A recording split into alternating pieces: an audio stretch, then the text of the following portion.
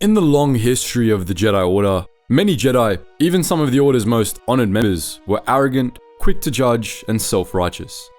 Though all Jedi, as with people, were flawed, these particular flaws seemed especially prominent in the ranks of the Jedi.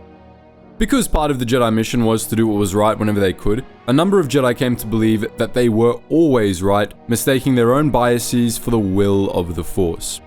Of all the Jedi to ever demonstrate these flaws, there was none in which they were more pronounced than in Atris, a Jedi historian whose self-righteousness and judgmental nature led her down a dark road. Despite her strong commitment to the Jedi, Atris ended up betraying the Order and everything it stood for, and in this, her story provides a fascinating cautionary tale about the importance and limits of the Jedi way.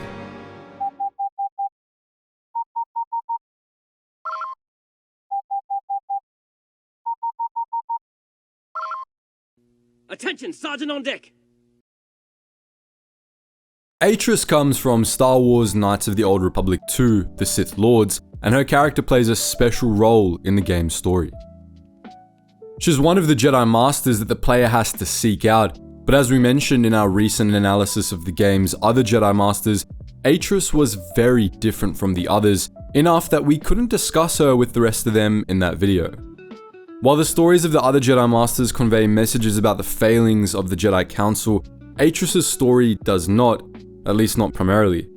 Rather, it's about what it means to be a Jedi, about the nuances of the Jedi Code, and about how those who consider themselves righteous are often closer to evil than they think.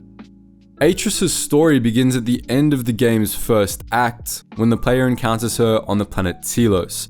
But to understand this first encounter, we need to quickly recap the events leading up to it. The player character and KOTOR 2, the Jedi exile Meetra Surik, defied the orders of the Jedi Council to fight alongside the Republic in the Mandalorian Wars. During her time as a Jedi General, she'd been responsible for a horrific atrocity above Malachor 5, for which she was exiled from the Jedi Order. The exile had spent the decade after her sentencing wandering beyond the Outer Rim, and at the start of the game, she'd just recently returned to known space, only to discover that the Jedi Order had been all but destroyed in a war with the Sith, and that she was believed to be the last of the Jedi. Consequently, Surik found herself hunted by the remnants of the Sith, who destroyed the vital Paragus mining station in an attempt to kill her in the early chapters of the game. The exile narrowly escaped and made it to Telos 4, which had suffered a Sith orbital bombardment during the Jedi Civil War, and which the Republic was trying to terraform back to habitability. Upon her arrival at Citadel Station, the enormous space station from which the terraforming efforts were being directed, the exile was detained while Telosian authorities investigated her involvement in the destruction of Paragus. She was eventually cleared of responsibility, but even once released from house arrest, the exile found herself unable to leave Telos as her ship, the Ebon Hawk, had been stolen. Nonetheless, she and her allies learned that the ship was somewhere on Telos' surface, and they were eventually able to make it down there to search for it. They ultimately tracked the Ebon Hawk to a plateau in Telos' frigid northern wastes, where they discover a polar irrigation station that had been transformed into a hidden Jedi sanctuary. Within this secret academy, the exile came face to face with the one who had stolen the Ebon Hawk, none other than Master Atris.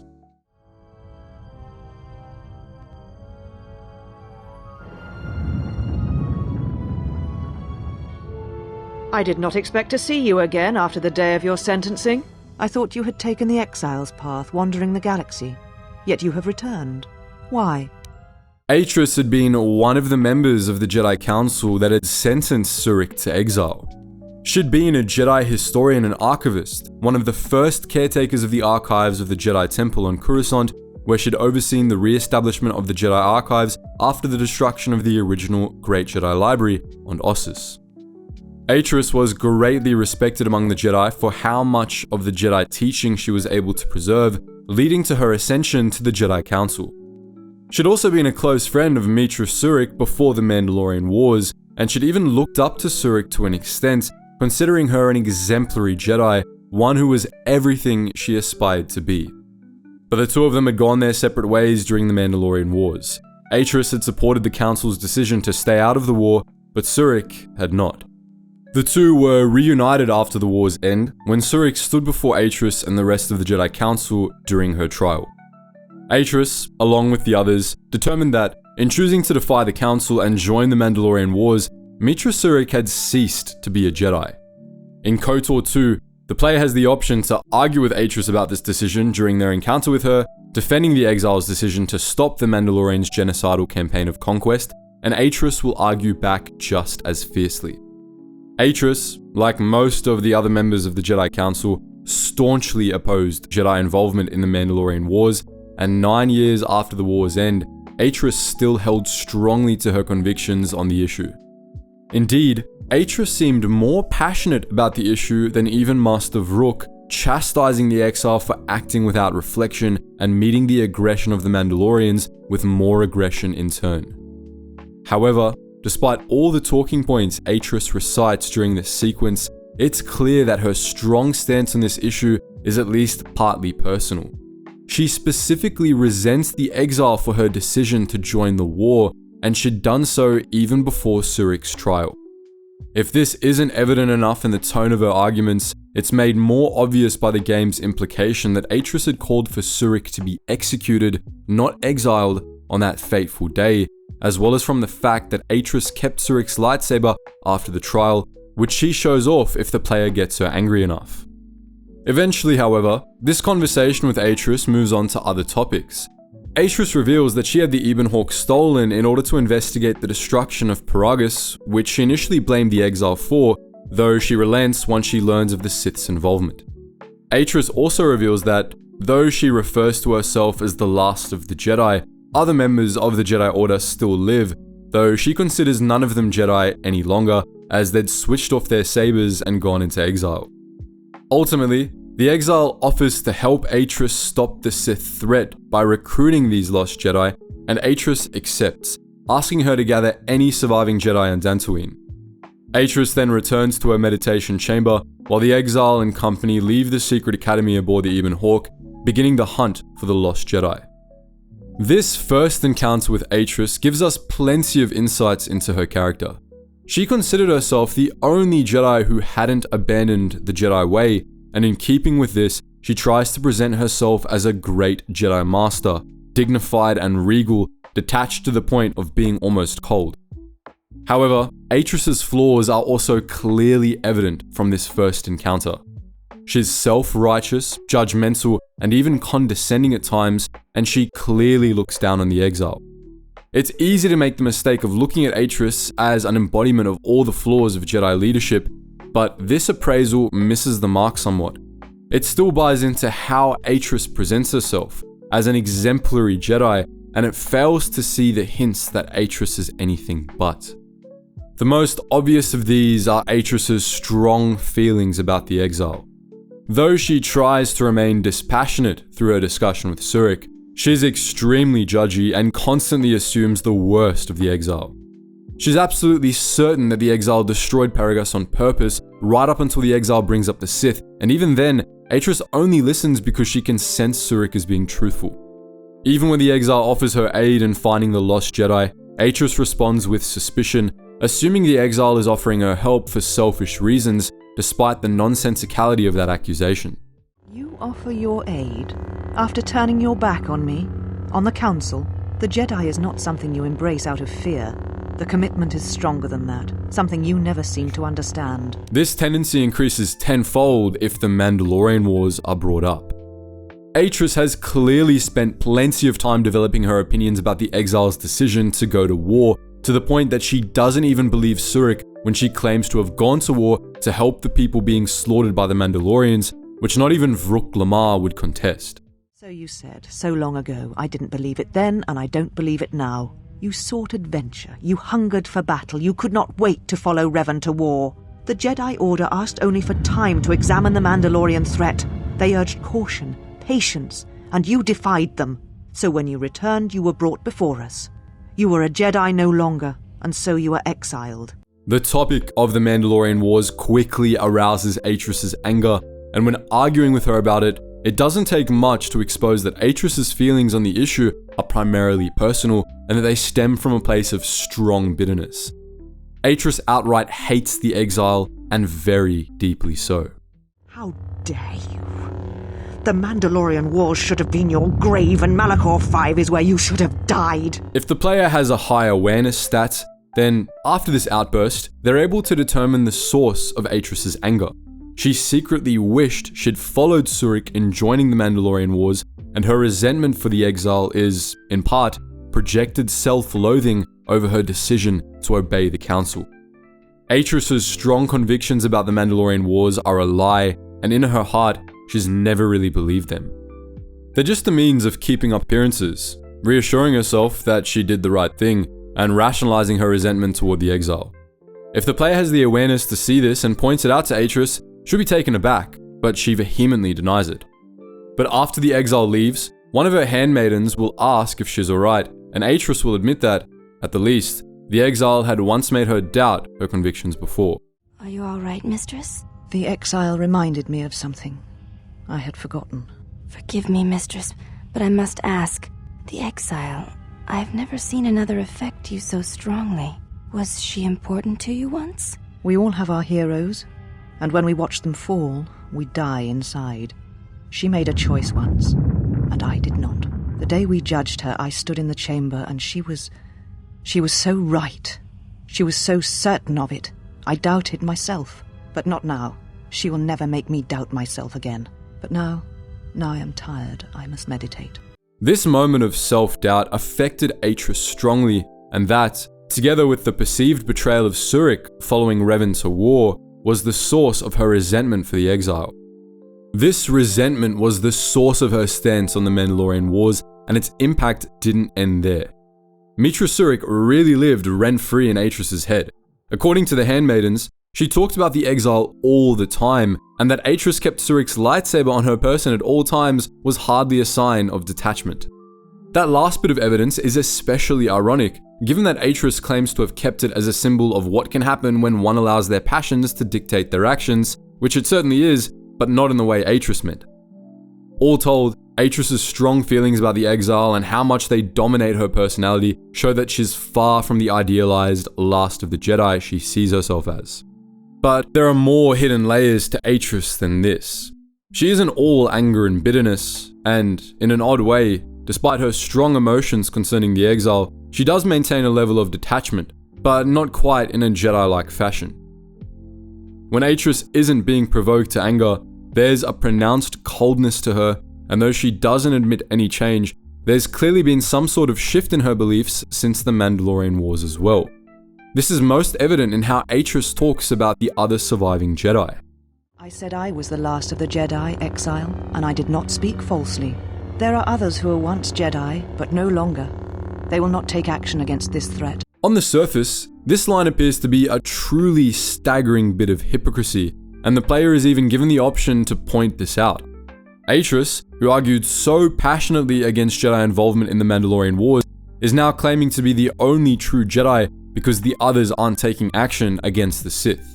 But in the context of Atris' true convictions, of her secret wish that she'd followed the exile to war against the Mandalorians, this line takes on a different meaning. Atris has come to see the Jedis in action as a failure to live up to the Jedi way, and though she'll never admit this about the Mandalorian Wars due to her feelings about the exile, she feels free to apply her convictions to the present, especially since the Jedi Order has all but been destroyed. Despite what players might assume based on their first impressions, Atris is not just another example of a stubborn, dogmatic Jedi Master. She's actually not a dogmatist at all. She's sharply critical of the Jedi and believes that the rest of the Order had fallen from the Jedi way, leaving herself as the last true Jedi. A self-aggrandizing belief, but not a dogmatic one. This belief also carries the implication that, as the last true Jedi, Atris is the arbiter of what the Jedi way truly means, free to impose her true convictions on the Order should it ever be rebuilt. Dialogue from the handmaidens confirms that this is Atris' long-term intention. Atris proclaims herself to be the last of the Jedi, but if they pay attention, the player leaves Telos knowing that this isn't true. Not just because there's other Jedi Masters out there, but also because Atris isn't the true Jedi she'd like others to think of her as. She's allowed her passions to drive her actions, beliefs, and personality, utterly failing to heed even the first line of the Jedi code, and the more you examine her, the less Jedi-like she seems. The self-righteousness, the judginess, and all the rest may make Atris look like an embodiment of all the flaws of the Jedi, but in fact, they're the first hints that Atris has become something else entirely. After confronting the exile, Atris returns to her meditation chamber, and the player is unable to speak with her again before leaving Telos. However, they're allowed to explore Atris' secret academy before they leave, and in the process, they can learn a lot more about Atris by looking at the community she's built around herself. Her secret academy is built in an old polar irrigation system which once melted fresh water from the glaciers of Telos' North Pole and ferried it to the farmland that once covered the planet's temperate regions. It was left abandoned after the Sith bombardment, but it used to be crucial for civilization on Telos, and it would be again once the planet was fully restored. As Kreia snidely comments if you have her in your party when talking with the Handmaidens, Atris chose to set up her secret academy in the frozen heart of the planet, hidden from prying eyes, but vital nonetheless. Atris and her servants claim that this stronghold will be the new home of the Jedi Order, which Atris will rebuild once Telos and the Republic have recovered. Up to this point, most of Atris' efforts have been apparently directed at recovering Jedi artifacts and lore from the far reaches of the galaxy. She apparently started this effort during the Jedi Civil War, which she mostly sat out, remaining holed up in her stronghold on Telos. The Jedi had established this stronghold as a fallback base, a place they could retreat should the Jedi Enclave on Dantooine be attacked. Those plans had largely been scuttled when Telos was destroyed at the onset of the Jedi Civil War, but since the Secret Academy survived the bombardment, Atris remained there. When Dantooine was attacked in the final months of the Jedi Civil War, Atris had what artifacts she could brought to Telos before the bombardment began, where they'd since been joined by other Jedi artifacts from all across the galaxy. All this talk of rebuilding the Order contrasts sharply, however, with the general absence of Jedi in the Secret Academy. The complex's cavernous halls only underscore just how empty it is. There are no apprentices, trainees, or even teachers in the academy at all. Apart from Atris herself, the only other people in the facility are a group of 6 Ichani handmaidens sworn to Atris' service, and they aren't Jedi, far from it. As Kreia reveals, they've gone through special conditioning meant to make them immune to mind tricks that also renders them incapable of feeling the Force, even if they have the potential. On top of that, the handmaidens are forbidden from learning Force techniques by their oaths to Atris. We have taken an oath to never follow the teachings of the Jedi, only to watch those of the Order and carry out Atris' will should it be necessary. Atris believes the new Jedi Order that shall arise here will need to be guarded and watched by those not touched by the Force. She thinks it will give balance. In this, we're given more evidence of Atris' more heterodox beliefs. While many other Jedi over the years acknowledged that the Order needed to be more transparent and in touch with non-Force sensitives, Atris' little Jedi NSA takes things much farther. Atris seems to have come to believe that the Jedi need to be reined in and more heavily policed, and not by their own. The Jedi have long since lacked anyone to judge their actions and provide support should their power corrupt them. We are this strength. The Jedi Civil War proved that the Jedi are in need of such guidance. It is our duty to watch for aggression, rage, passion, and end it before it takes root. It is not harsh. It is necessary. This might sound like a good idea, and some of you might be thinking that the Jedi Order definitely could have used a little more accountability. But 2 details change the nature of the Handmaiden's mission considerably. The first is that their way of dealing with Jedi who showed warning signs of the dark side would be to end them, and though it's not entirely clear how they mean that, they use the same turn of phrase to refer to execution in other dialogue. The second is that the Handmaidens would not be an independent body. They're forever sworn to Atris' service, and in Atris' rebuilt Jedi Order, they would continue to oversee their operations. Atris is the one we serve, and she guides our actions. Atris is trusted. She has watched Jedi rise and fall and knows the ways of both paths to see the signs when they begin. She is a worthy one to judge the Jedi, when the Jedi refuse to judge their own. And therein lies her strength. We have known Atris many years, and she has shown much wisdom. You shall see She has more strength than you know. Atris would be the sole judge over the entire order, while the Handmaidens as her enforcers. The Handmaidens apparently consider Atris infallible. They're so loyal to her that they've pledged their lives to her service and forsworn the use of their own names, and they'll trust her alone to tell them who's falling to the dark side and needs to be dealt with. As the player character has the option to say, Atris has built up a nice little pyramid of Pazak cards for herself. In talking to the Handmaidens, the player can learn that this structural shift isn't the only change Atris wants to make to the Order. Atris is apparently sharply critical of many of the other Jedi Masters, going far enough as to blame them for causing the Jedi Civil War. What exactly these criticisms are go unstated, but it's clear that Atris has come to believe that much of the Jedi Order and its teachings are corrupt in some way or another. We serve the Jedi. We do not question them. Yet, Atris has told us that the work here at Telos may pay for similar efforts in many worlds along the Rim that were destroyed when the Jedi turned on each other. She has said the Jedi Order needs such a foundation if it is to rebuild. She faults the teaching of many of the Jedi Masters as the spark of the Jedi Civil War. Atris has said that if Revan and Malak had been properly instructed in the ways of the Jedi, they never would have fallen, and nor would you, Exile. As with all things Atris, discussion with the Handmaidens invariably turns back to the Exile, and from the Handmaidens, we can learn more about Atris's feelings toward the Exile. Atris, according to the Handmaidens, rants about the Exile often, and she's spun herself a narrative about the Exile that she's passed on to her servants. You are the Exile, the one Atris warned us about. She said, you betrayed the Jedi by going to war when it was forbidden to you. You turned on your masters, your teachings, and yourself. That is not all, she says. She says you know nothing of loyalty to any cause except your own animal instincts, and she told us why you fell to the dark side. Atris says that you fell to the dark side in the Mandalorian Wars when you gave in to your lust for battle.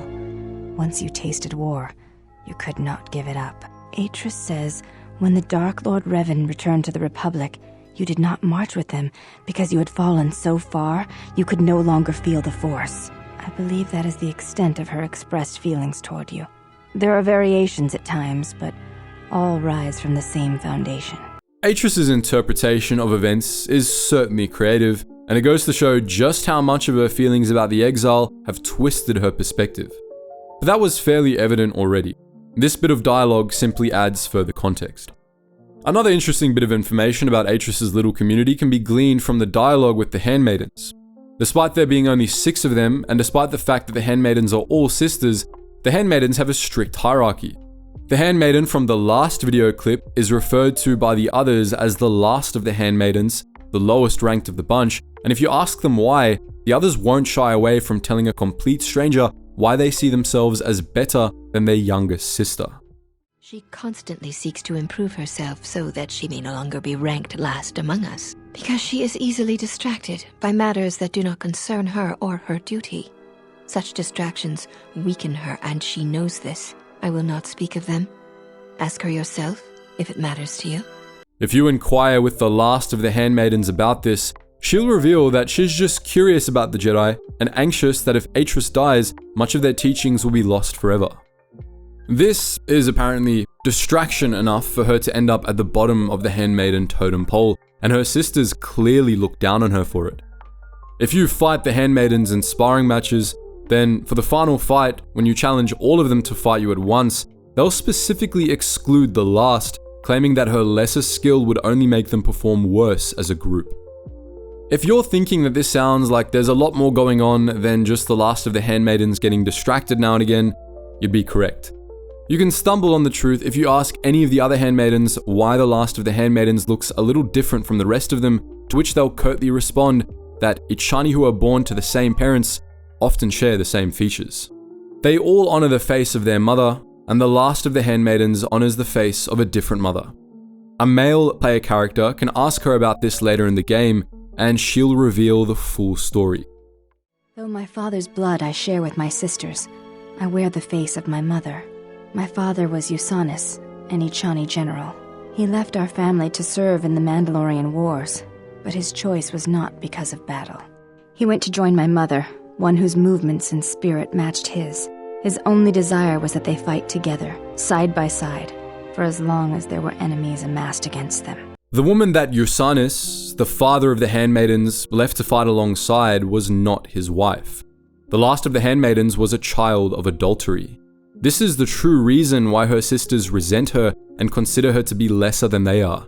But there's even more to it than that. The fact that our father chose battle is not shameful, but that is not the reason he went to war. He went to war to be with the one he loved, but not the one he had pledged himself to. He was disloyal. I am the mark of that disloyalty. It is said that such things run in the blood, and I have fought long to prove that this is not so. That is why I am different from my sisters. Yet I am pledged to them, and Atris, and I would die before betraying them. I tell you this in trust, and ask that you not speak of it to others. I only wish you to know. To the other handmaidens, the last of them is not just the mark of their father's disloyalty, they see her as having been born a traitor, and they're hard on her for it. A later sequence confirms that this isn't just the last of the handmaidens' own personal anxieties seeing such accusations where there are none.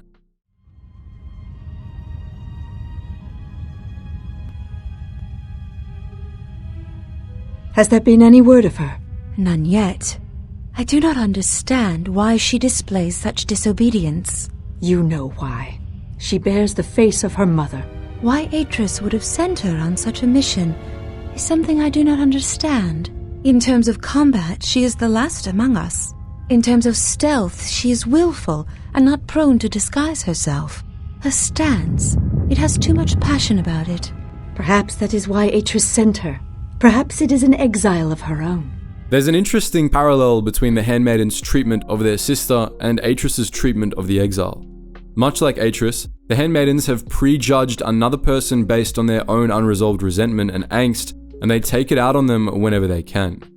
They've allowed that resentment to make them bitter and cold, unwilling to ever forgive or grant those they've judged a chance to prove themselves. In the handmaidens' case, this abuse has had a significant effect on the last of the handmaidens. She feels like she has to constantly prove herself to be loyal and worthy of the trust of the others. She's accepted her rank as the last of the handmaidens and taken it for granted that her sisters are right about her skills, and she even sees herself as a symbol of her father's sin. All of this happens under Atris's watch. She herself addresses the last of the handmaiden by her rank, indicating that she at least knows about and tolerates the hierarchy the handmaidens have developed, and she has done nothing to prevent years of psychological abuse by her servants against one of their own.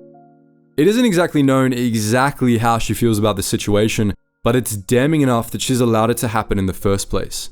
All of this illustrates just how fundamentally un-Jedi-like Atris's secret academy is.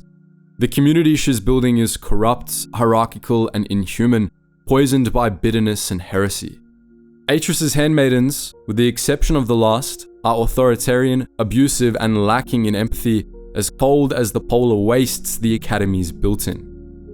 Atris herself is a basket case, consumed by resentment for the exile, and her plans to rebuild the Jedi Order amount to setting herself up as a dictator and using the handmaidens to make any Jedi who disagree with her disappear. So much of Atris's new Jedi Order, the beliefs and practices of her handmaidens, and the culture that's developed in the secret academy are antithetical to everything the Jedi stand for.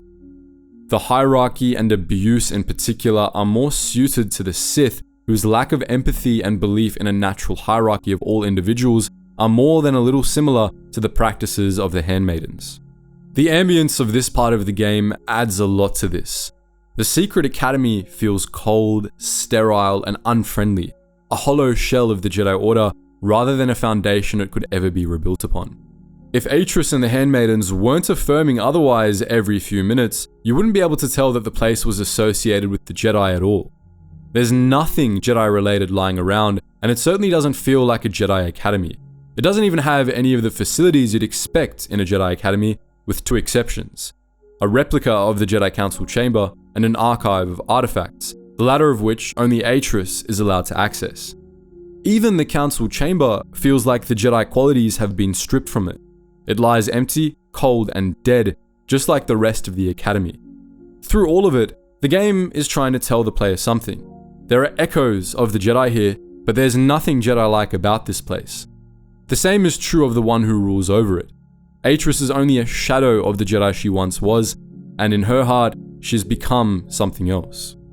The only person in the entire secret academy that feels even remotely Jedi-like is the last of the Handmaidens, who, though she retains the cold seriousness of her sisters, is much friendlier than they are, albeit in a disciplined and professional way. She lacks the bitterness and standoffishness of Atris and her sisters, and she not only has much more empathy, but she also cares about the survival of the Jedi Order, as opposed to her sisters, who only care about serving Atris blindly, and Atris herself, who only wants to remake the Jedi in her image. She's a much better person than anyone else in that ice hole, despite her low rank, and it's perhaps fitting that she didn't stay there. If the player character in KOTOR 2 is male, then Atris will order the last of the Handmaidens to stow away aboard the Ebon Hawk before you leave the academy, ostensibly to spy on the exile to ensure he doesn't contact the Sith. The Handmaiden, as the game refers to her from this point on, then joins the party, following the player all throughout their quest to find the lost Jedi. Of course, the exile is canonically female, and in the game, the Handmaiden doesn't join a female exile. Female player characters will instead recruit a much more boring party member, the Disciple, on Dantooine.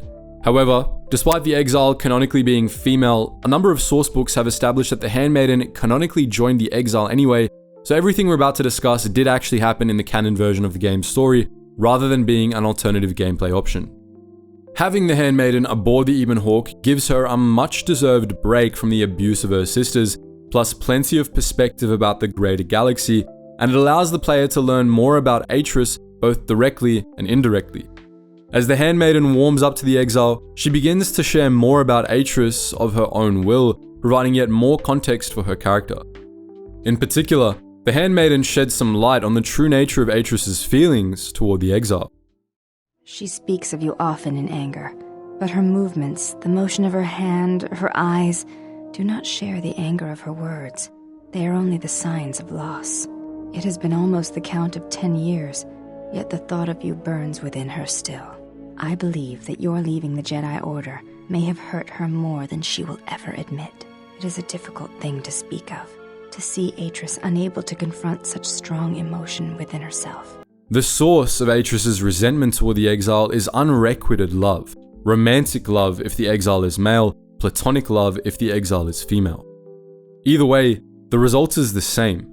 Atris's bitterness runs so deep because she deeply cared for Surik, and she saw her decision to join the Mandalorian Wars as a personal betrayal. As Atris sees it, the exile chose the war over her, left her behind to follow Revan, and her secret wish that she'd followed the exile to war partly stemmed from her desire to be with Surik. Obviously, Atris didn't process these feelings terribly well. She let the pain of her loss and her feelings of betrayal morph into anger, hatred, and bitterness, which have utterly consumed her ever since. The Handmaiden also provides more evidence of how Atris's teachings and beliefs have strayed from the Jedi Code, particularly in how she reacts to the player engaging in acts of charity. That was generous of you.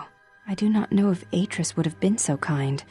She has taught that you do not help others by giving them what they can achieve themselves. Interestingly, the way the Handmaiden describes Atris's teachings here is very similar to how Kreia reacts to the player doing charity work. If you care for others, then dispense with pity and sacrifice, and recognize the value in letting them fight their own battles. And when they triumph, they will be even stronger for the victory. It's a perspective that's obviously unbecoming of a Jedi. A Jedi would understand that acts of charity and mercy are a benefit to all involved, and that true strength comes through collaboration and interconnection. Atris has lost sight of this, perhaps unsurprisingly given her long isolation. Her echoing of Kreia's beliefs on the matter, which stem from the ideology of the dark side, is also concerning, and it's far from the only way in which parallels can be drawn between Kreia and Atris.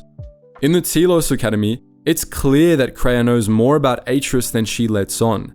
When she speaks to you about Atris, she acts as if she doesn't know her, but it's clear from her tone and careful choice of words that she knows more than she's letting on.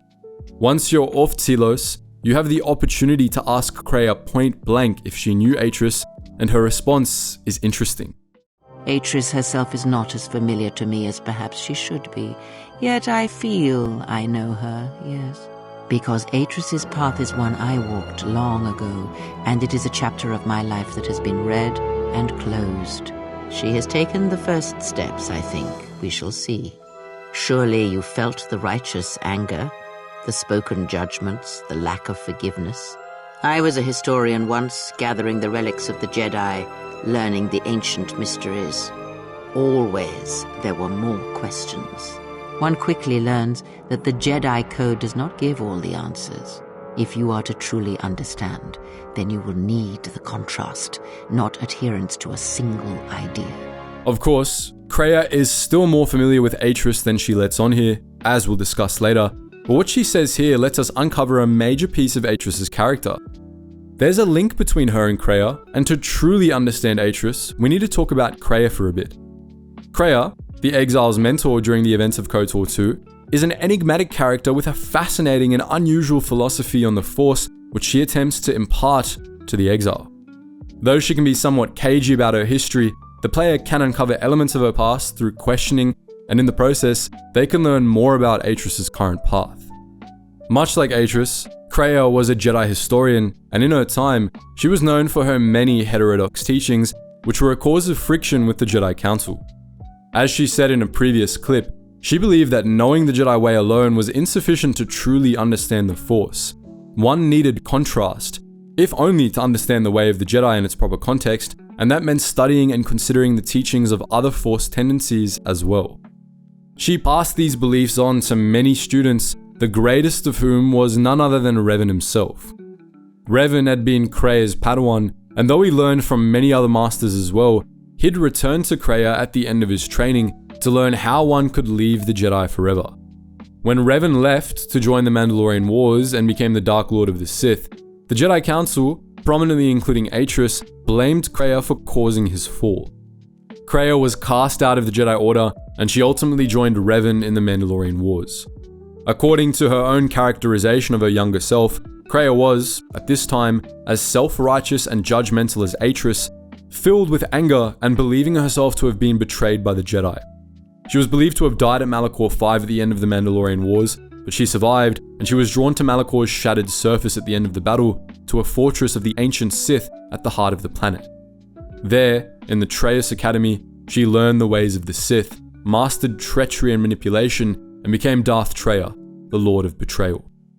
After the end of the Jedi Civil War and the defeat of the Sith Empire, Traya had gathered the Sith remnants at Malachor, taking Darth Nihilus and Darth Sion as her apprentices. Traya sought to study Malachor and the wounds in the Force it was causing, and she also sought to finish off the Jedi Order to wipe out those that had once betrayed her. But she insisted on taking the extermination of the Jedi slowly, and Nihilus and Sion were unwilling to wait. They teamed up and betrayed her, severing her connection to the Force and exiling her from Malachor. In exile, Kreia developed her own philosophy, distinct from those of the Jedi and the Sith, and she ultimately sought out the exile. Some of the parallels between Kreia and Atris are obvious. Both were Jedi historians, both had similar attitudes, and both felt as if they had been betrayed. At this point in the game, there's no indication that Atris had also taken to studying non-Jedi teachings for contrast, but based on all that we've discussed of her own teachings, we can certainly see her beliefs straying from the Jedi way. For players that are paying especially close attention, this connection might push them to think back on an earlier throwaway the Handmaiden made back at the Telos Academy. There were many relics, among them small cubes, warm to the touch, each containing their own light. Jedi holocrons, yet warm to the touch, you said. Yes, and with a light about them. When held, some would speak, ask strange questions. Yes, their questions were confusing. They seemed to think I was someone else, someone's student. But regardless of the source of Atris' newfound beliefs, it's clear that she, like Kreia once did, has adopted a heterodox interpretation of the Force, and that, combined with her self-righteousness and a belief in her own betrayal, has put her on the path Kreia was on during the Mandalorian Wars. The key difference is that, while Kreia's betrayal drove her away from the Jedi, Atris' betrayal drove her into closer alignment with the Jedi Council. Kreia sought to destroy the Jedi Order, but Atris has set her sights on the opposite goal, to rebuild the Order from the ground up, even though her beliefs have strayed far from the Jedi way. Atris' persistent loyalty to the Jedi, if only as an ideal, has set her on a path that could be even more destructive than Kreia's once was. If she got her way, she'd corrupt the Jedi beyond recognition rather than simply destroy them. But there's another possible connection between Kreia and Atris, and between Kreia and the Handmaiden. If the player begins spending time with the Handmaiden, Kreia will comment on it next time the player speaks with her, and she'll reveal more about the Handmaiden's parents. You are spending time with the servant of Atris. I knew her mother. She was a Jedi Knight, a master, named Arren Kae. Jedi are forbidden to have children, and when the crime finally came to light almost a decade later, Kae was exiled. She joined the Mandalorian Wars after the shame of her birth was revealed. Revan welcomed her, and she was said to be a skilled warrior, beautiful and strong in the Force. Arren Kae is also mentioned by the Disciple, a historian that female player characters recruit instead of the Handmaiden, who notes that Kae was one of the Jedi Masters that trained Revan, and that she was blamed by some for Revan's fall. Kreia claimed the same about herself, and ever since KOTOR 2 was released, many fans have come to believe that Kreia and Arren Kae were one and the same. This has never been confirmed or denied, but there's a surprising amount of support for it in the game. Atris confirms that Kreia is a false name later in the game, but she recognizes Kreia nonetheless, as does the Disciple and the members of the Jedi Council. Kreia and Kae are both said to have trained Revan and been responsible for his fall, and both are said to have been exiled around the same time. Both joined the Mandalorian Wars, and both were believed to have died in the same battle. I never saw her face, and she did not return from the final battle of the war. She died in the battle that shattered Malachor 5, and her body was never recovered. If, as the Handmaiden claims, Kae's body was never recovered, then it's possible that she didn't die at all, and that, perhaps, she descended to Malachor's surface, became Darth Treya, and eventually joined the Exiles party under a new name. If Arren Kae did indeed become the Lord of Betrayal, it would also add another level of meaning to the other Handmaidens believing that betrayal ran in the blood of the one who honored her face. But putting that little bit of speculation aside, even if Kreia was not Arren Kae, Kae's story is relevant to Atris. For one thing, while we said earlier that it isn't clear how much Atris supported the other Handmaidens' treatment of the last of their number, it's clear that Atris shared their distrust of the Handmaiden, and the story of Arren Kae could explain why. The Handmaiden's mother, like the Exile, joined the Mandalorian Wars, and we all know Atris' feelings about that. If Kae is Kreia, then this could be amplified by the fact that Atris is following Kae's path, making the Handmaiden a reminder not just of past disloyalty, but of what Atris is becoming. But there are other parallels between Arren Kae's story and Atris, just as there are with Atris and Kreia. When Arren Kae went to war, she was joined by Yusanis, the one she loved, and the two of them fought together until that final battle above Malachor 5. We know that Atris secretly wished she'd done the same, and that she'd followed the Exile into the Mandalorian Wars so that they could be together, but that she didn't have it in her to make that choice. To Atris then, Arren Kae would also be a symbol of the path she wished she'd taken, and possibly also a harbinger of the darkness that was in her future. The darkness was already closing in around Atris by the time the Exile came to Telos, but after that first reunion, Atris began to succumb. Her fall was accelerated as the last of her handmaidens grew closer with the Exile, recognizing that there was more to her than Atris let on, until she had to make a choice between Surik and her mistress. As the handmaiden traveled with the Exile, she gained perspective on the greater galaxy that she would never have gotten in the Secret Academy. Removed from the toxic hierarchies, isolation, and uncaring coldness of Atris' world, she began to grow as a person, and in doing so, she developed a new understanding of herself and her role in the world.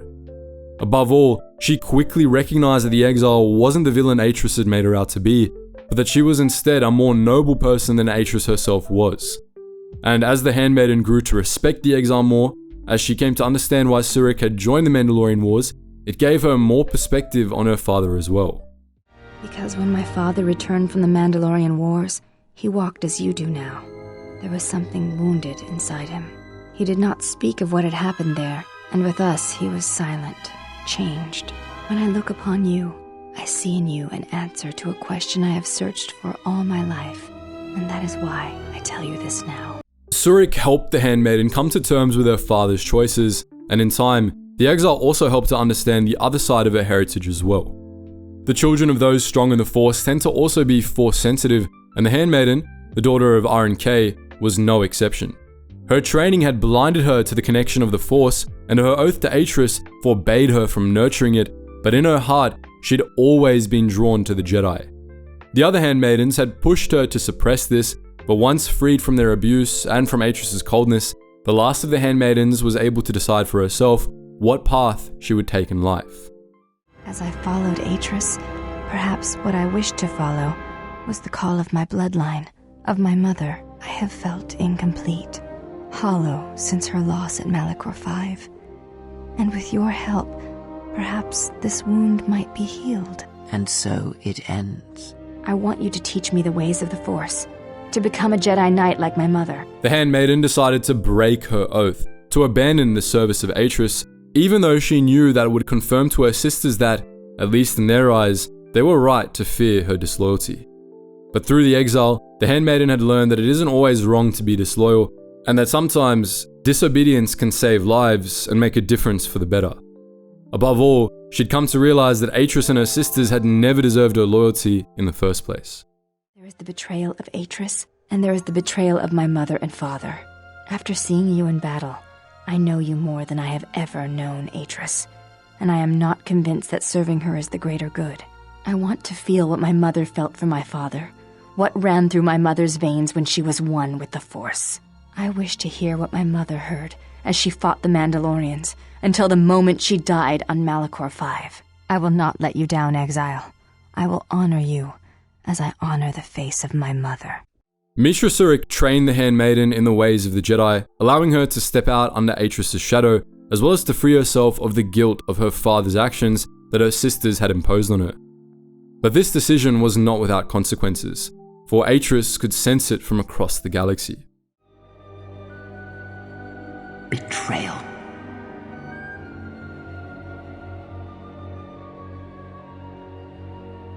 Betrayal. Betrayal? Mistress? She has betrayed me. The last of your sisters has betrayed me. Betrayed us. She is your sister no more. She does not travel with the exile. Instead, she has chosen to walk the path of the Jedi. Mistress, forgive us, but are you certain? She would not forsake her oath so lightly. It is the truth, and it is done. Do you doubt me? No, mistress. It is you who saved the Jedi upon Dantooine, who have collected their knowledge and hid it here to protect it. But why? How did she fall? It is a sign of his corruption, and perhaps hers as well. He will train her, and she will be flawed. Atris was betrayed again. The last betrayal had cost her so much, and it affected her to such an extent that she became almost hypersensitive to betrayal. As a consequence, she steadily cut herself off from the galaxy until she only trusted her 6 servants. Now, one of those 6 had betrayed her as well, to follow the exile, no less. Atris was clearly shaken by this, but it's also clear that she did her best to keep up appearances in front of the handmaidens. No doubt what she expresses in this scene is only the tip of the iceberg. Tellingly though, one of Atris' first responses to this revelation is to tighten her control over the handmaidens she has left, to respond to harmless confusion by questioning the handmaidens' loyalty. From Atris' perspective, the handmaiden's betrayal wasn't limited to her breaking her oath. Atris cared far more about who she had broken it for. That the exile had agreed to train the handmaiden suggested that a close trust had developed between the two of them, and for Atris, this aroused jealousy and deep hatred as well as feelings of betrayal. Not only had the exile taken one of her handmaidens from her, but that handmaiden had the sort of relationship with the exile that Atris had always wanted. It didn't take long for Atris' fury over this development to consume her and finally drive her to accept the path that she'd been following. With the help of the handmaiden and a number of other companions, the exile was ultimately able to gather what remained of the Jedi Council at Dantooine, as Atris had requested. Atris didn't attend this meeting, which ended up being lucky for her, as the assembled Jedi Masters were all killed by Kreia. Once this was done, the handmaiden recognized Kreia for what she really was, or at least what she had once been, a Sith Lord. Kreia surrendered to her, requesting to be taken to Telos to answer to Atris for her crimes, and the handmaiden, who mistakenly believed that Kreia had killed the exile as well, did just that. The Exile and the rest of the Ibn Hawk crew pursued them into the secret academy, believing that Atris would execute Kreia. But Kreia's meeting with Atris didn't quite go the way they anticipated.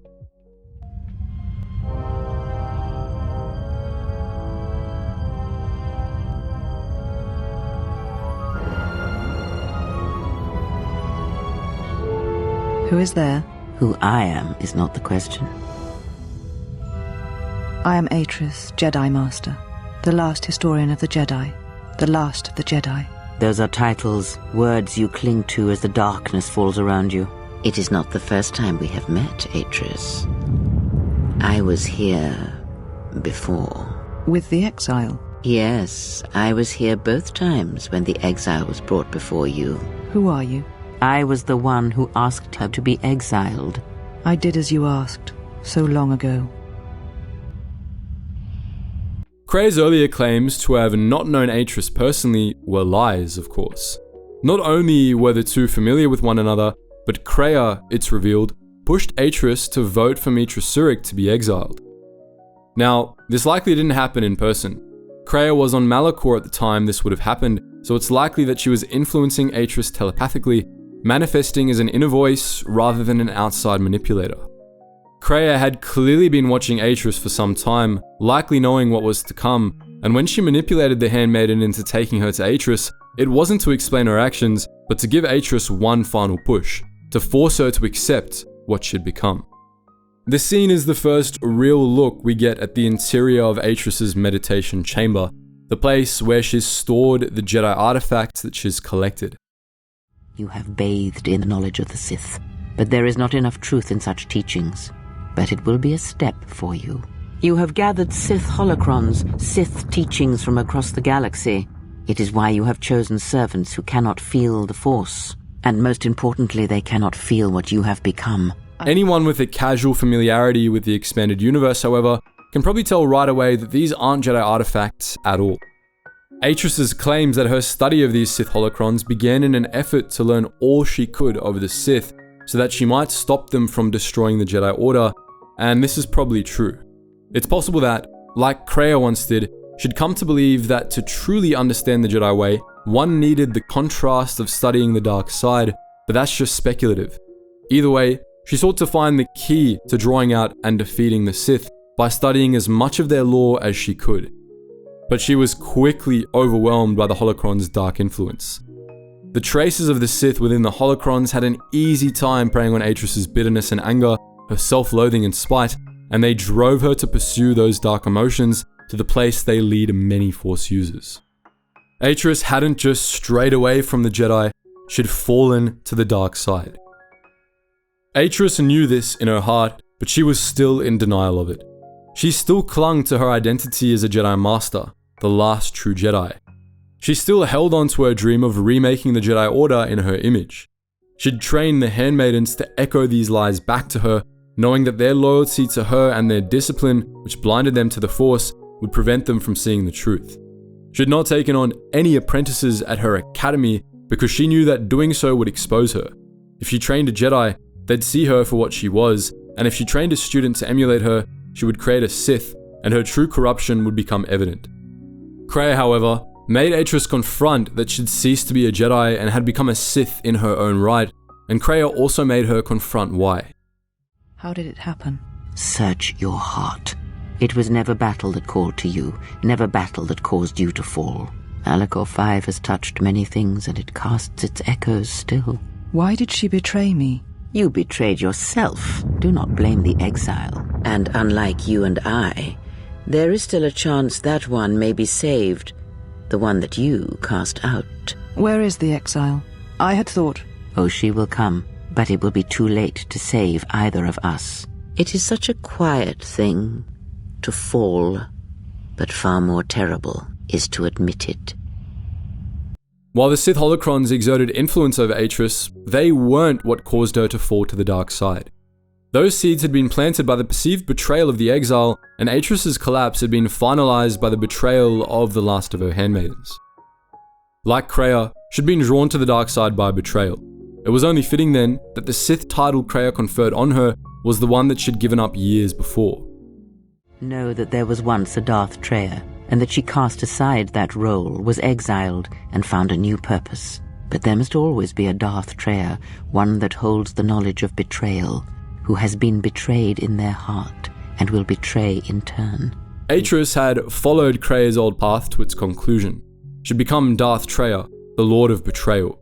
She'd been betrayed in her heart, and now she would complete her betrayal of all that she'd once upheld. Atris allowed Kreia to leave the secret academy. By the time the Ebon Hawk arrived, she was already gone, off to Malachor 5 to prepare the next phase of her plan. The exile would eventually pursue her, but first, she had to rescue the Handmaiden. After bringing Kreia before Atris, the last of the Handmaidens was reunited with her sisters, who confronted her for her oath-breaking. The Handmaiden tried to explain herself, to show her sisters that Atris had fallen to the dark side, but they wouldn't listen, and they attempted to slay their younger sister for her perceived betrayal. However, the Handmaiden had grown stronger during her time with the exile, and she was able to defeat all 5 sisters at once, proving fairly definitively that she was the last of the Handmaidens no longer. Once her sisters were defeated, however, the Handmaiden came face to face with Atris. That was when Atris truly began to unravel. The betrayal of her Handmaiden was bad enough in her view, but when the Handmaiden came before her, Atris knew that the Handmaiden had done more than that. She had become close with the exile and forged the relationship that Atris had always wanted to have with her. To Atris, this worsened the Handmaiden's betrayal tenfold, and it filled her with jealousy and spite. Atris attacked the Handmaiden, who proved unable to overcome Atris's roiling anger. Enough! Did you have feelings for him? Did you touch him? Did you look upon him with love? There is no love in that one. He is a shell, devoid of emotion. All that he was died at Malachor, and he dies there still, as he should. Fortunately, the exile arrived just in time to distract Atris from killing the Handmaiden.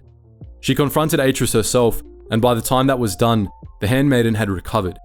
Now understanding Atris's true nature, the Handmaiden renounced her oath in its entirety, rejecting her rank and title and reclaiming her name once more. I am the last of the Handmaidens no longer. I am Brianna, disciple of the last of the Jedi, and the one who will stand with you against all enemies who face us. At Malachor, Kreia prophesied that Brianna would go on to help rebuild the Jedi Order, as Atris had ostensibly planned to do. She would take Atris's place as Jedi historian, forsaking battle to gather Jedi artifacts and pass the Order's teachings on to new generations. She would ultimately become what Atris could have been had the darkness not consumed her. But before any of that could happen, the exile had to confront Atris one last time, and when she did, the true depths of Atris's betrayal were revealed. Though it took Kreia to make her accept it, Atris had already fallen to the dark side before the exile's return to known space. After the end of the Jedi Civil War, Atris had come to resent the other surviving Jedi, whom she saw as cowards for hiding from the Sith, weaklings who had betrayed the Jedi way. She'd seen this as yet another betrayal, this time by her fellow Jedi, and she betrayed the other Jedi in turn. Over the course of KOTOR 2, as the player travels the galaxy and meets the other Jedi Masters, the player can mention to them that Atris is on Telos. All of the Masters are surprised by this. They'd thought that Atris had gone to the Last Jedi Conclave on Katar a year prior, where most of what remained of the Jedi Order was destroyed by Darth Nihilus. But obviously, Atris didn't go to Katar, and when the exile confronts her at the end of the game, she reveals that she had a role in the planet's destruction. I sensed what would happen on Katar. It was I who leaked knowledge of its presence in the hopes of drawing the Sith out. I will not deceive you. I knew what could happen there, but it had to be done to make the Sith reveal themselves. But I did not know the extent of their power, and what that meant for the Jedi. I will not underestimate them again. Far from being the last hope of the Jedi, Atris was responsible for the death of the Jedi Order.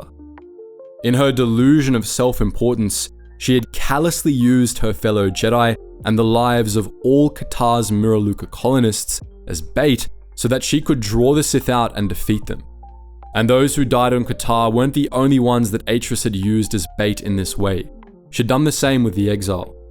When the exile returned to known space, it was Atris who made information about her public, publishing it in Corwood databases that anyone could access. These Sith are cowards, striking from the shadows to kill Jedi. I needed a target to draw them out, but I could not risk my own life. all that remained of the Jedi. So I arranged for you to return to the Republic, leaked information of your past, and then waited for the Sith to come. And they did. This not only attracted the attention of the Sith, driving them to hunt down this supposed Last Jedi, which caused the destruction of Paragus II, but it also attracted the attention of bounty hunters from all over the galaxy who continuously harassed the exile in the hope of claiming an enormous bounty the exchange had put on her head. Unlike the Jedi on Katar, the exile survived all these hardships, but she had still been used as bait by Atris, betrayed as Atris felt Surik had once betrayed her.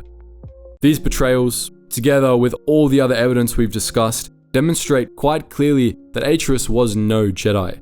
She was the farthest thing from it.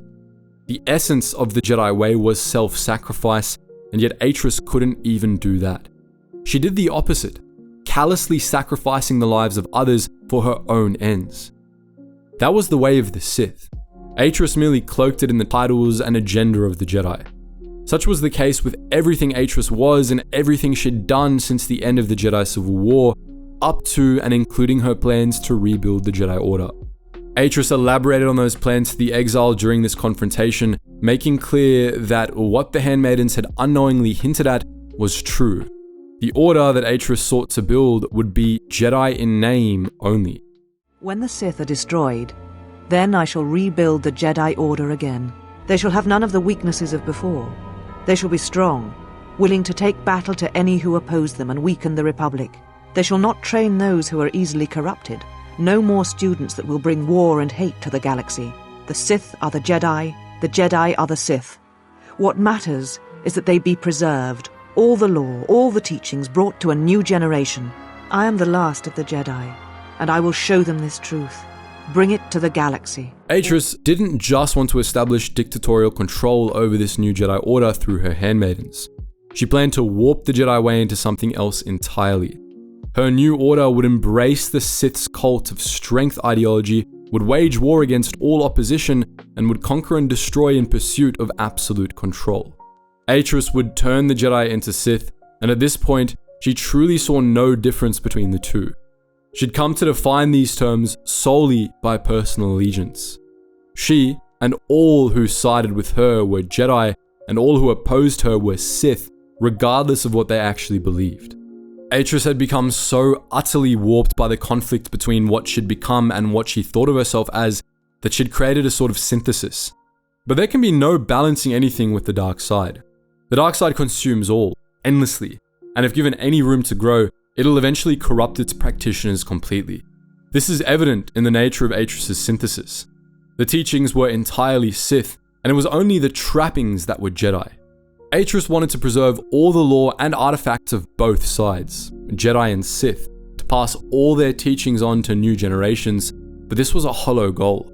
Atris had ceased to care about the actual content of these teachings, she just wanted to preserve them for the sake of preserving them.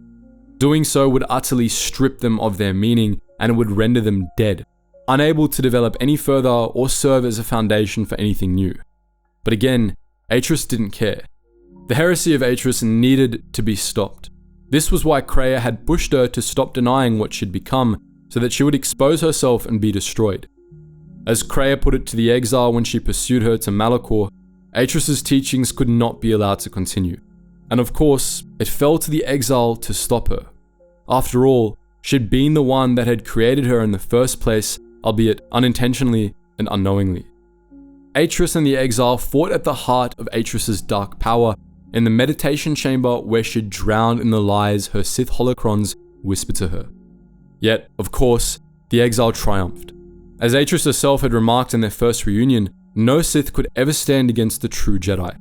Atris expected the exile would kill her, but Surik refused. She was a Jedi and would not kill a helpless opponent. Atris didn't expect this act of mercy, and it finally gave her some perspective, allowing her to truly understand what she had done. They were all that seemed left to me, and yet I had become so far removed from them that I betrayed them. Once I was a historian, the chronicler of the Jedi, and when both wars passed me by, I was determined that I would not forsake battle again. In some part of me, I knew I had made choices, compromises, but always for the sake of the Republic, of the galaxy, to do what you had done, at times, did not seem so wrong. Moreover, Atris finally admitted what she'd secretly believed since that day in the council chamber all those years ago, that the exile had been right all along. She finally confessed that she'd wanted to go to war, to be the hero she had once believed Surik to be, both during the Mandalorian Wars and the Jedi Civil War. But she had fought in neither, and she projected her self-loathing from this onto the exile. Over the hissing of Sith holocrons, Atris admitted her failings and finally felt shame over what she'd done. Mitra Surik, in turn, recognized that, unintentional though it was, she had played a role in Atris's fall and apologized to her, saying that she hadn't realized that her decision to follow Revan would hurt those she left behind. But Atris acknowledged that it wasn't the exile's fault, it was what she had done with her pain that was the problem. In the end, to the fury of the Sith holocrons, Atris accepted responsibility for what she had done, and she repented. I tied my life, my decisions to the Jedi. Perhaps only in separating myself from the Jedi can I become myself again, learn who I am. Perhaps exile is what I deserve, even though it is many years too late and you have already returned.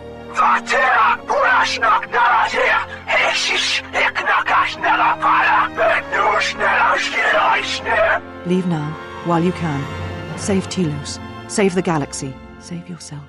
Atris led the exile in on the rest of Kreia's plans and bid her to follow Kreia to Malachor 5 and end the Sith threat. As the exile left, Atris remained behind to wait the judgment of the Jedi Order once it was re-established. While she waited, Atris acknowledged her true feelings for the exile, the fact that she still loved Surik to an extent, and that she dreaded what awaited the exile at the heart of Malachor.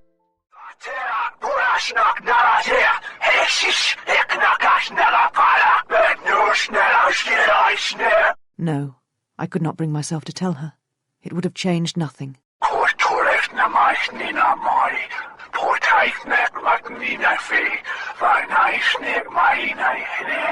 And because I was afraid.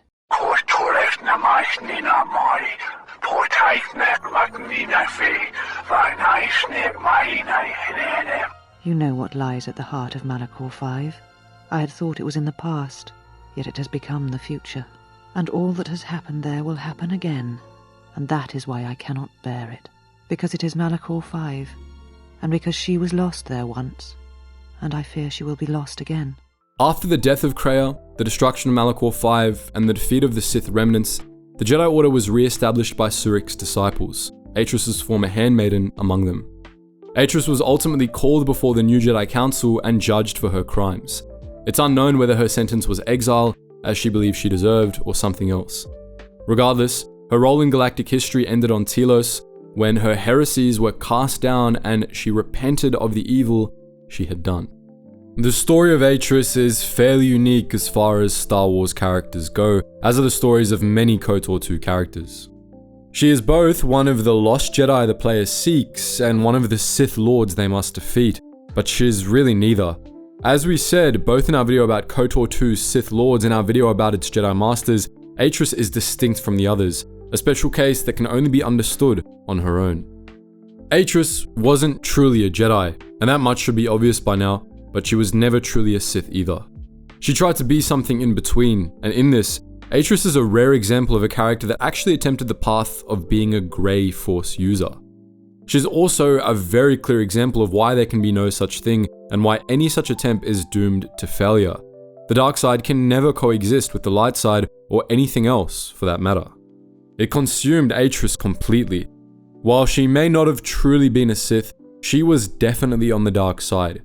But despite this, Atris' story doesn't really teach any lessons about the dark side, except perhaps a lesson in how it can destroy you, even if you begin studying it with good intentions.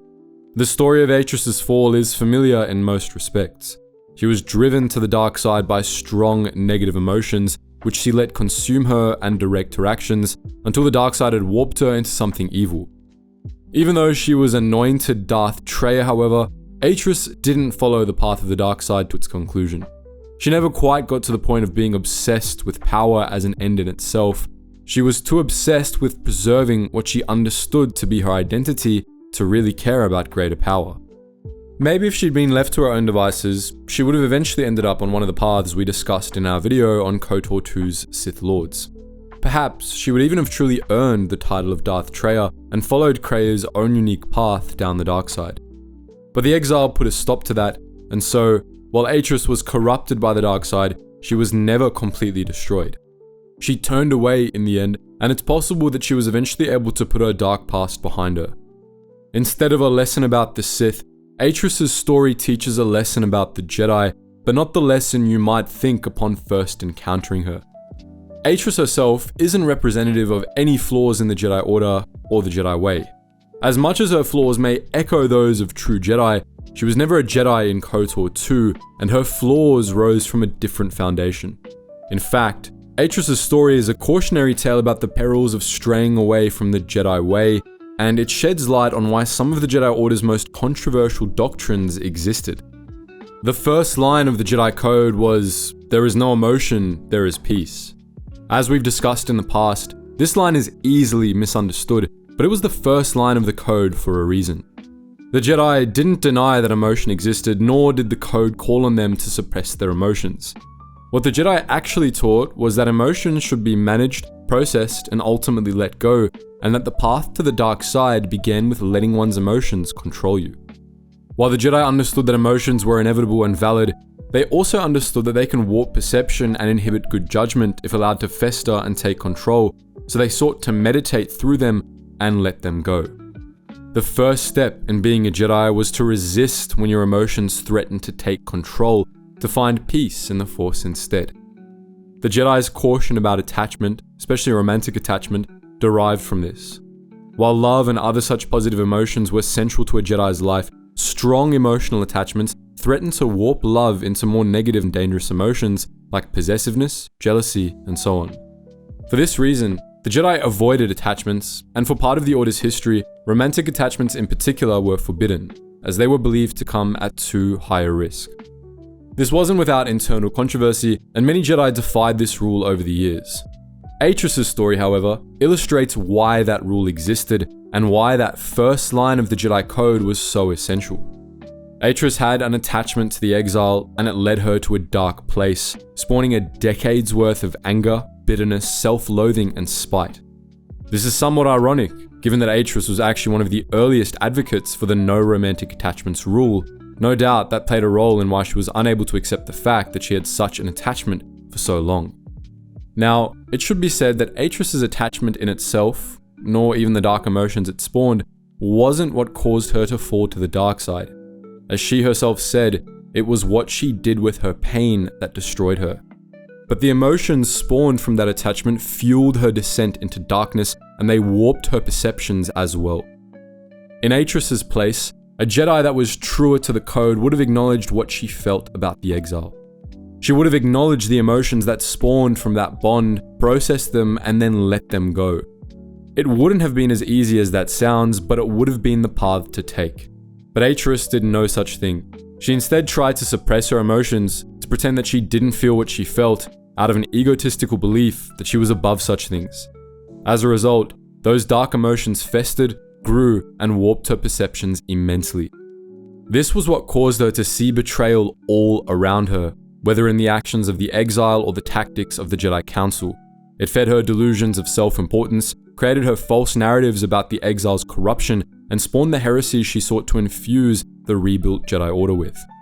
Over time, as Atris kept nursing those dark emotions, they utterly destroyed her, not just by leading her down the path of the dark side and turning her into a mockery of everything she wanted to be, but by warping her personality, perspectives, and beliefs beyond recognition, leaving her utterly disconnected from reality. Atris' failure wasn't a failure of the way of the Jedi. It was a failure to follow it in the first place. By the time of KOTOR 2, allowing her emotions to control her was only one of the many ways Atris had rejected the Jedi Code. She'd also rejected self-sacrifice, compassion, community, and all the other foundations of the light side. But at the same time, Atris' story does have a message for us about the limits of the Jedi way as well, just not the message you might expect. What makes her fall to the dark side different from most is how she continued to cling to the concept of the Jedi. Even after Kreia forced her to confront the fact that she'd fallen, even after she'd taken the name Darth Treya, Atris still claimed to be the last of the Jedi, and she still saw herself as rebuilding the Jedi Order, even if there wouldn't be anything Jedi-like about it. She took the concept of the Jedi and stripped it of all meaning until that all that remained was the title itself, which she clung to right up until the exile finally convinced her that she was no longer worthy of it. This was a sort of coping mechanism for Atris, the one thing holding her identity together, but it didn't start that way. She had once truly seen herself as a Jedi, even as she began making moral compromises for what she believed to be the greater good. She'd gradually stripped the concept of the Jedi of meaning, and that she was able to do so is a problem in itself. Because Atris was only continuing a process that the other Jedi Masters had started. She was only taking what they had done to its logical conclusion. When the Jedi Council refused to fight in the Mandalorian Wars, when it refused its duty to help the people of the galaxy, it betrayed one of the most fundamental principles of the Jedi: self-sacrifice for the protection of others. When some Jedi refused to follow their lead and tried to live up to the principles their masters had taught them, the Council declared that they were no longer Jedi. This also stripped meaning from the concept of the Jedi, and as we discussed in our video about the Jedi Masters, it was what nearly caused the destruction of the Order. The title of Jedi isn't an end in itself. It has to mean something. For most of the Order's history, it was provided with meaning by Jedi ideology, by the principles of compassion, balance, and self-sacrifice that the Jedi upheld. But when the Jedi Council ceased to uphold those values during the Mandalorian Wars, they made the title of Jedi into something different. It just became an in-group with no meaning beyond personal association. The Council remained Jedi in spite of their betrayal of the Jedi ideal, because they had redefined Jedi to essentially just mean those who followed them. Thus, even though Revan and his followers were initially acting more in line with the Jedi way, they were said to no longer be Jedi because they were no longer in line with the Council. Atris's dilution of the concept of the Jedi was just an extension of this. She had just tightened the limits of the in-group until it only referred to her and her servants. Her calling herself the last of the Jedi, even after falling to the dark side, was no different from what the rest of the Council had done. It's just easier to see her, in her case, due to her dark side allegiance. None of this is just semantics. One of the major themes of KOTOR 2 is that this devaluation of the Jedi has had profound effects on the galaxy. The actions of the Jedi Council and of Revan's followers stripped the popular understanding of the Jedi of any meaning as well, to the point that most people you encounter in the game use the word Jedi to refer to anyone with force powers and or a lightsaber, regardless of their beliefs. This even left a permanent mark on history. Because of this, the war between Revan's Sith and the Republic was known to history as the Jedi Civil War, because that was how the people of the galaxy saw it. The concept of the Jedi had been so stripped of meaning that most people didn't understand the difference between the Jedi and the Sith. The Jedi were more than just an order. They were a symbol, an example for the people of the galaxy to follow. Their example encouraged the growth of compassion and community, the things that bring balance to the Force and peace to the galaxy. In a galaxy filled with horrors and stalked by the threat of the dark side, this was an influence that was desperately needed, as the dying worlds of KOTOR 2 demonstrate. But for the Jedi to exert such influence on the galaxy, they needed to live up to those ideals themselves, and when they failed to, the consequences could be disastrous. Atris's story demonstrates what it truly means to be a Jedi and why that's important.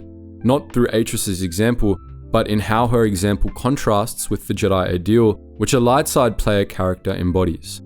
In the Exile, we see what a Jedi needs to be, and in Atris, we see why.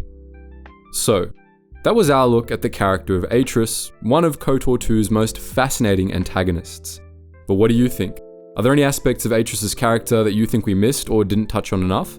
Let us know in the comments section below, and as always guys, thank you so much for watching, and I hope to see you in the next video.